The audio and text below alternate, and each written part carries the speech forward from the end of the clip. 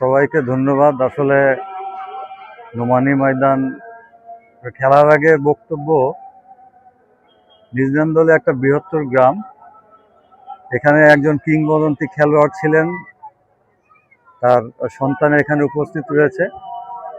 আমার মনে হয় এত বড় একটা গ্রামে আমরা আর্জেন্টিনা, ব্রাজিল বা অন্য দলকে নিয়ে যেভাবে উন্মাদনা সৃষ্টি করি, এবং আমি মনে করি একেবারে একটা দারুণ একটা হার্ট অফ দ্য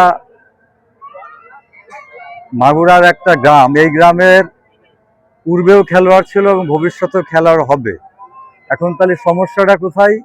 সমস্যাটা ওইখানে যে আমাদের মেন্টালিটি পরিবর্তন করবো। আমি জানি যে এটা অগ্রগামী স্পোর্টিং ক্লাবের নামে খেলা। এই খবির আহমেদ, যিনি আমাদের একদম শ্রদ্ধাভাজনের জায়গা, অগ্রগামী স্পোর্টিং ক্লাবের যে লাস্ট যে উন্নয়ন হয়েছে, একেবারে আমি ব্যক্তিগতভাবে এই উন্নয়নের সঙ্গে ছিলাম।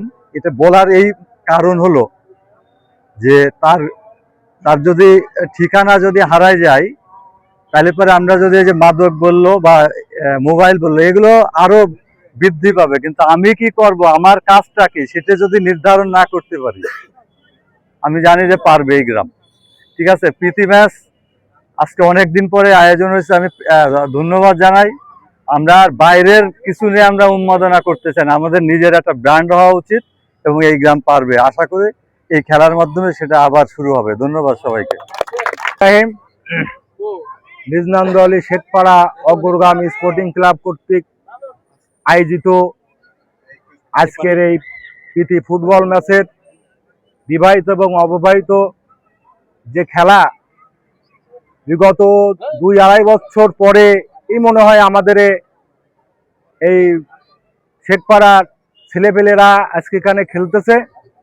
তবে আজকে খুব ভালো লাগতেছে, আনন্দ লাগতেছে যে আবার আমরা এই 2 বছর পরে আমরা আবার খেলাধুলা। আশা করি এখন থেকে কন্টিনিউ আমরা এই খেলাধুলার ভিতরে থাকব। আমরা আমাদের মহল্লার যে যুব সমাজকে উজ্জীবিত করার জন্যই আমাদের এই অগ্রগামী ক্লাব এতদিন যেটা নিষ্ক্রিয় হয়েছিল সেটাকে সক্রিয় করার জন্য ব্যক্তিগতভাবে আমি বিশেষভাবে উদ্যোগ নিয়েছিলাম এবং সেখানে মোর্শেদদের মাধ্যমে একটা কমিটি করে দিয়ে সেখানে সদস্য ফরম এবং রসিদ বই ছাপানোর কথা বলা হয়েছে এবং 1.5 মাস সময় নিয়েছে। 1.5 মাসের ভিতরে এখানে সদস্য ফরম বিক্রি করে ওই সব সদস্যর মাধ্যমে ক্লাবে নতুন করে কমিটি হবে এবং তারপরের থেকে ক্লাবে আমরা যে উদ্যোগ নিয়েছি যে এই ক্লাবের মাধ্যমে আমাদের ছেলেপেলেকে এই খেলাধুলোর ভিতরে তারা মনোনিবেশ করতে পারে, সেই ব্যাপারে আমরা পৃষ্ঠপোষকতা করব এবং তাদের সাহায্য সহযোগিতা করব। আমি মনে করি যে এই খেলাধুলার মাধ্যমে মানুষের মন এবং মননের বিকাশ ঘটে এবং শরীর গঠনে সহায়ক ভূমিকা পালন করে। তো যাই হোক, অনেকদিন পরে আজকের এই খেলা যারা আয়োজক তাদেরকে আমি ব্যক্তিগতভাবে আমার পক্ষ থেকে ধন্যবাদ জ্ঞাপন করে, আমি তোমাদের উদ্দেশ্যে আমার কথা হলো এটাই যে খেলোয়াড় সুলভ মনোভাব নিয়ে খেলবে, যুদ্ধেন্দাহী মনোভাব নিয়ে খেলা করবে না। খেলার একটা সৌন্দর্য আছে, সেগুলো আমরা দেখে যাতে আমরা তৃপ্তি পাই, সেই অনুরোধ তোমাদেরকে রেখেই আমি আমার বক্তব্য শেষ করলাম। আল্লাহ হাফেজ।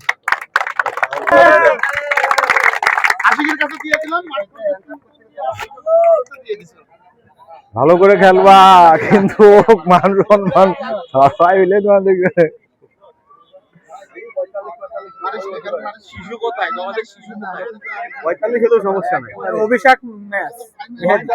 এরপরের খেলা হতেই থাকবে।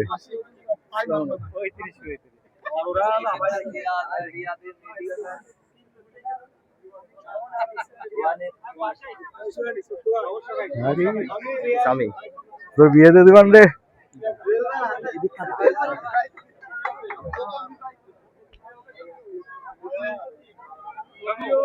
যদিও আমি ব্যক্তিগতভাবে বিশ্বাস করি যে বিবাহিতরা জিতবে, তারপরও খেলাটা যেন উপভোগ করতে পারি, সবাই যেন সুন্দরভাবে খেলে খেলাটা উপভোগ করতে পারে, এটাই।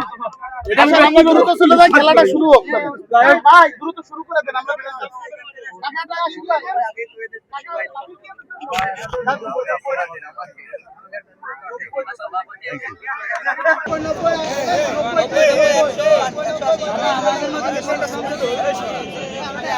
ছোট মানুষ